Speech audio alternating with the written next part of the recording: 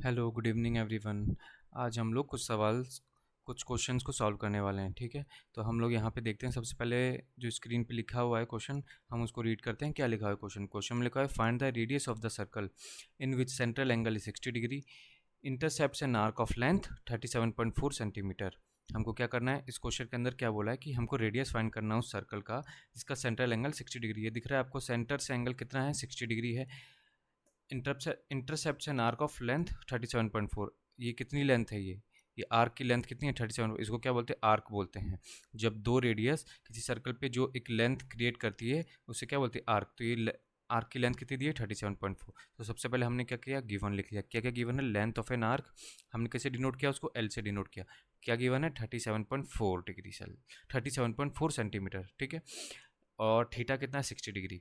अब हमको एक फॉर्मूला पता होगा कि length of an arc is equals to r theta. R क्या है, रेडियस ऑफ एन सर्कल, और थीटा जो कि रेडियन में होना चाहिए। तो अब सबसे पहले यहाँ तो डिग्री में दिया हुआ है, मुझे थीटा किस में दिया है, 60 डिग्री में दिया हुआ है। तो मेरे को उसको किस में कन्वर्ट करना पड़ेगा, मुझे उसको कन्वर्ट करना पड़ेगा, 60 डिग्री में दिया हुआ है तो मुझे उससे किस में कन्वर्ट करना पड़ेगा, मुझे उसे कन्वर्ट करना पड़ेगा रेडियंस में। तो अब मुझे पता है pi radian is equals to 180 degree. अब यहाँ से मैं 1 डिग्री की वैल्यू निकालता हूँ। 1 डिग्री कितना हो जाएगा, पाई बाय 180। अब मुझे किसकी वैल्यू निकाली, 60 डिग्री की। तो यहाँ भी 60 से मल्टीप्लाई करता हूँ मैं, और यहाँ भी 60 से मल्टीप्लाई कराया। अब 60 डिग्री से मल्टीप्लाई, 60 डिग्री की वैल्यू मैं रेडियन में निकाल रहा हूँ यहाँ पे। तो 60 3 जा 180, तो 60 degree is equals to pi by 3 radian. क्या हो जाएगा, पाई बाय 3 रेडियन। अब मेरे पास क्या फॉर्मूला है, l is equals to r theta. L कितना दिया है, 37.4 सेंटीमीटर।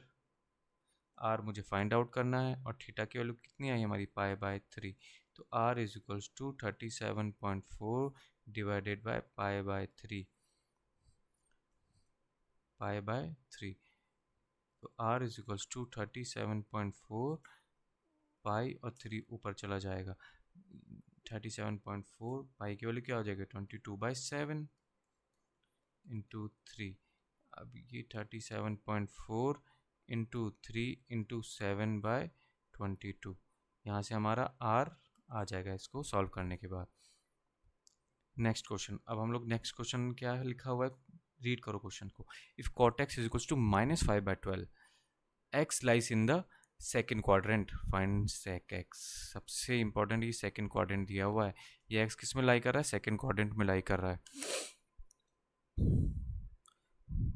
एक्स किस में लाई कर रहा है, आपका सेकेंड क्वाड्रेंट में लाई कर रहा है। अगर एक्स हमारा सेकेंड क्वाड्रेंट पर लाई कर रहा है तो हमको पता होना चाहिए, क्या पता होना चाहिए कि अब ये चार क्वाड्रेंट हैं, इस चार क्वाड्रेंट में कौन से क्वाड्रेंट में कौन सा ट्रिग्नोमेट्रिक फंक्शन पॉजिटिव होता है और नेगेटिव होता है।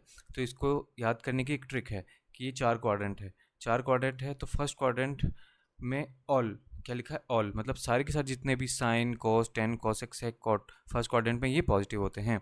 सेकंड क्वाड्रेंट, अब सेकंड क्वाड्रेंट में क्या है, ऑल स्कूल। स्कूल स्कूल से याद रखने का है, ये याद रखने की ट्रिक है कि ऑल स्कूल। सबसे पहले क्या लिखना है, यहाँ पे देखो, ऑल स्कूल टू कॉलेज। तो अभी स्कूल, स्कूल्स मीन्स साइन, और साइन का करस्पॉन्डेंस क्या होता है, कॉसेक होता है। To, to means tan, T से स्टार्ट होने वाला टेन, टेन का करस्पॉन्डिंग क्या होता है, कॉट होता है। कॉलेज, कॉलेज मीन्स कॉस, और कॉस का करस्पॉन्डेंस सेक होता है। तो इसका मतलब यहाँ पे फर्स्ट क्वाड्रेंट में ऑल पॉजिटिव होगा, सेकंड क्वाड्रेंट में साइन और कॉसेक पॉजिटिव होगा, थर्ड क्वाड्रेंट में टेन और कॉट पॉजिटिव होगा, और फोर्थ क्वाड्रेंट में कॉस और सेक पॉजिटिव होगा। ठीक है, अब हमको क्वेश्चन रीड करो। If cot x is equals to -5/12 then find sec x. Easy. अब हम क्या करेंगे, यहाँ पे लिख लेंगे cot x is equals to -5/12। अब हमको बस ध्यान देना है कैसे, ट्रिग्नोमेट्री में ज़्यादा कुछ है नहीं, ट्रिग्नोमेट्री बस हमको याद रखना है कौन सा रिलेशन यूज़ करना है। अगर आपको उस टाइम पे कौन सा रिलेशन यूज़ करना है वो यूज़ करना आ गया एक बार, तो आपके लिए ट्रिग्नोमेट्री कुछ भी नहीं है। ट्रिग्नोमेट्री बहुत ईजी चैप्टर है। तो अब यहाँ पे क्या है हमारे पास, cot x is equals to -5/12। अब आप लोगों को पता होगा ये एक दूसरे के इन्वर्स होते हैं।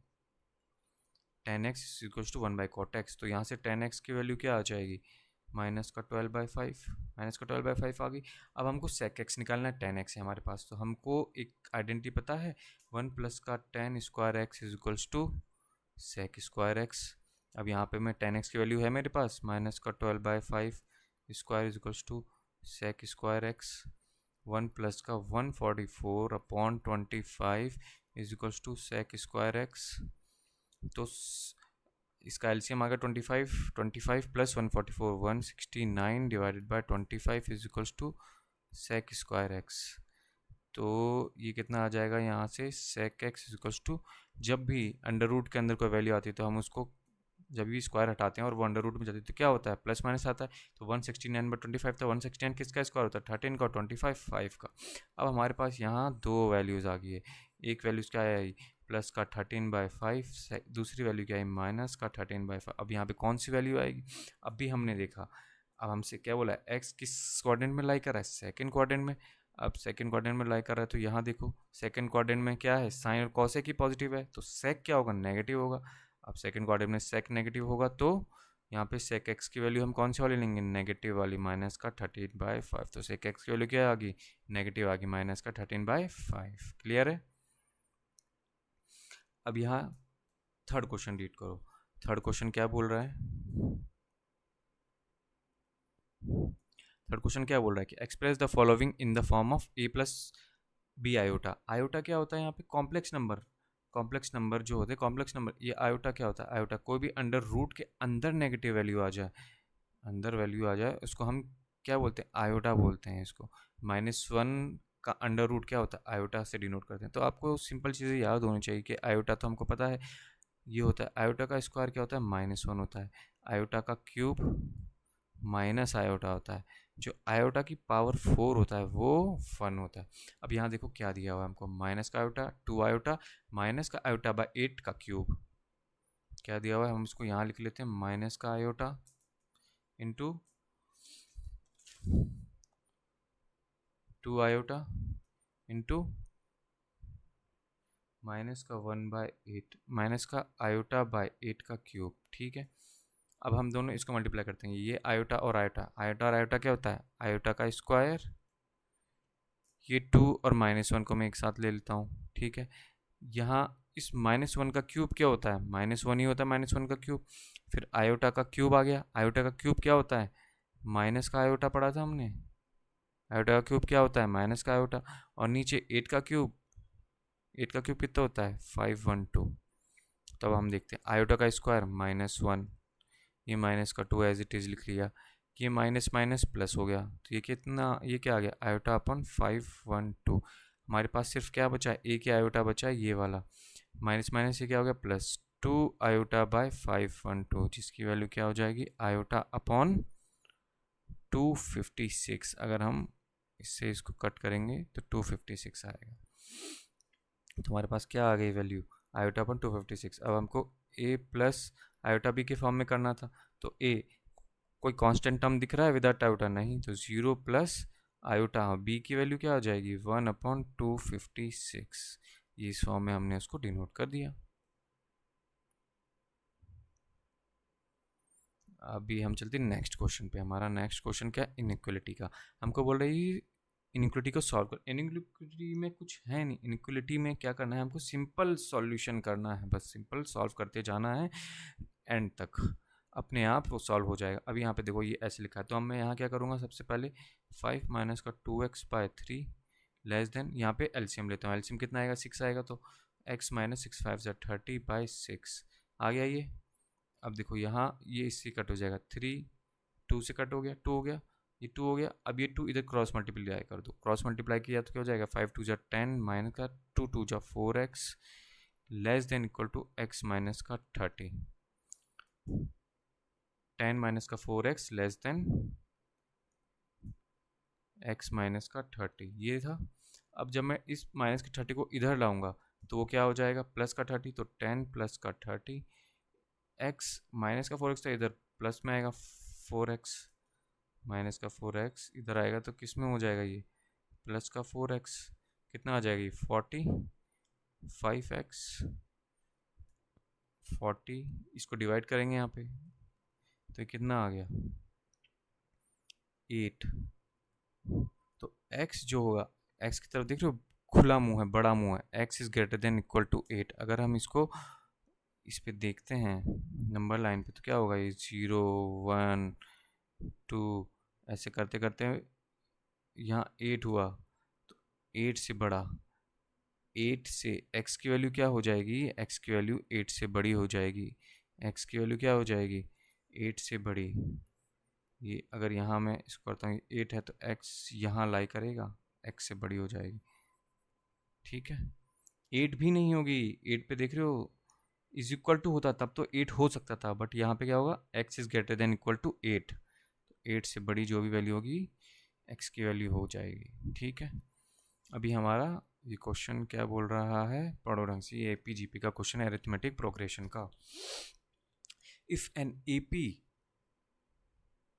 in an AP, if n mth term is n and the nth term is m, where m is not equal to n, find the pth term। अगर देखो m is equals to n हो जाता तो फिर बात ही क्या रहती, same हो जाता वो तो, mth टर्म भी m लिख सकते थे, n की जगह m लिख सकते थे और m की जगह n लिख सकते थे। अब सिंपल सिंपल हमको AP का, आपको जब AP कोई भी AP को अगर जनरलाइज फॉर्म क्या है AP का, हम कैसे डिनोट करते हैं किसी भी AP को, A N is equals to A plus N minus one into D करते हैं। यहाँ पे ए क्या है, फर्स्ट टर्म है, एन नंबर ऑफ टर्म्स है, डी क्या है, कॉमन डिफरेंस, एन क्या है, general terms of A P है, ठीक है। अब यहाँ मुझे क्या दिया है, सबसे पहले फर्स्ट वाले की बात करते हैं, एमथ टर्म इज एन, एमथ टर्म बोला है, तो यहाँ पे ए प्लस एमथ टर्म, ये क्वेश्चन 1 हो गई। दूसरा क्या बोला है, nth term is m, nth term is m, nth ऐसे लिख लिया। अब यहाँ पे क्या है, फर्स्ट टर्म, ये दोनों क्या है, एक ही एपी के पार्ट हैं, जब दोनों एक ही एपी के पार्ट है तो उसका ए वाला पार्ट, ए फर्स्ट टर्म तो सेम होगा, ये फर्स्ट टर्म सेम होगा, कॉमन डिफरेंस भी सेम होगा, तो हम यहाँ से इसको इक्वेट कर दें। अब इक्वेट करने के लिए क्या है, अगर इक्वेशन 1 में से मैं माइनस इक्वेशन 2 करता हूँ, equation 1 minus equation 2, equation 1 minus equation 2 करता हूँ, तो देखो क्या आ जाएगा, n minus m, left side देखो n minus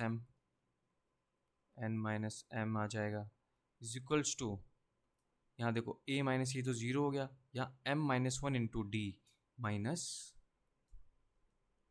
m minus one into d minus n minus one into d, ये आ जाएगा। यहाँ पे n minus m is equals to, ये क्या आ जाएगा, अगर मैं d दोनों जगह से कॉमन ले लूँ तो क्या आ जाएगा, d दोनों जगह से कॉमन लिया तो m माइनस वन माइनस का n, अब ये माइनस ब्रैकेट के अंदर जाएगा तो माइनस का n प्लस का 1 हो जाएगा, ये minus one plus one cut हो गए, तो यहाँ क्या आ जाएगा, d m माइनस n, और ये क्या आ जाएगा, n माइनस m। अब देख रहे हो आप लोग यहाँ पे d is equals to n minus का m divided by m minus का n, दोनों m माइनस का n, n माइनस का m, अगर मैं ऊपर माइनस वन कॉमन लेता हूँ, अगर मैं ऊपर माइनस वन कॉमन लेता हूँ तो माइनस का m माइनस एन हो जाएगा, ये भी नीचे तो m माइनस एन ए है ही, तो d की वैल्यू क्या आ जाएगी, m माइनस एन से m माइनस एन गया, d की वैल्यू क्या आ जाएगी, d is equals to minus one, d is equals to minus one, हमको कॉमन डिफरेंस पता चल गया। अब कॉमन डिफरेंस पता चल गया है तो अब इस कॉमन डिफरेंस की हेल्प से हम इस d को किसी भी एक इक्वेशन में पुट कर दो, d की वैल्यू माइनस वन पुट कर देता हूँ इसमें, मान लो फर्स्ट इक्वेशन में पुट कर दिया तो वहाँ से मेरा a आ जाएगा। अब d की वैल्यू माइनस वन पुट करता हूँ मैं इक्वेशन 1 में, इक्वेशन यहाँ देख लो आप लोग क्या है, n है, यहाँ m है, इक्वेशन 1 क्या है मेरी, n is equals to a plus का m minus one into d है। अब d की वैल्यू मैं यहाँ पुट करता हूँ माइनस वन, d की वैल्यू अगर मैंने यहाँ माइनस वन पुट करी तो क्या हो जाएगा, ये n is equals to a plus one minus का m, माइनस अंदर चला गया तो वन माइनस एम हो गया, तो a क्या आ गया मेरा यहाँ से, n plus m minus one, ये मेरी फर्स्ट टर्म आ गई है, ये क्या आ गई है मेरी फर्स्ट टर्म आ गई है, a आ गया, d आ गया। अब जब मेरे को पता है a आ गया मेरे पास, d आ गया, मेरे से कौन सी टर्म बोल रहा था वो, pth टर्म बोल रहा था, pth टर्म बोल रहा है मेरे से, pth टर्म फाइंड आउट करने के लिए मेरा डी क्या आया -1 एंड ए क्या हो गया मेरा, ए क्या था मेरा n plus m minus one, n plus m minus one. अगर pth टर्म के लिए मुझे जनरल लिखना है तो क्या हो जाएगा, a p is equals to A plus p minus one into d. अब मैं ए की जगह ये पुट कर दूंगा, यहाँ पे ए की जगह क्या पुट कर दूंगा, n plus m minus one plus p minus one, d की जगह क्या है -1।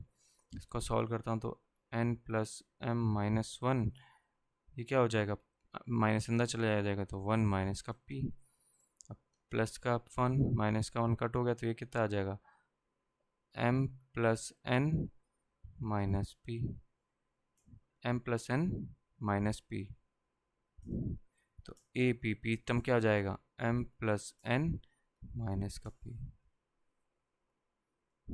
ठीक है।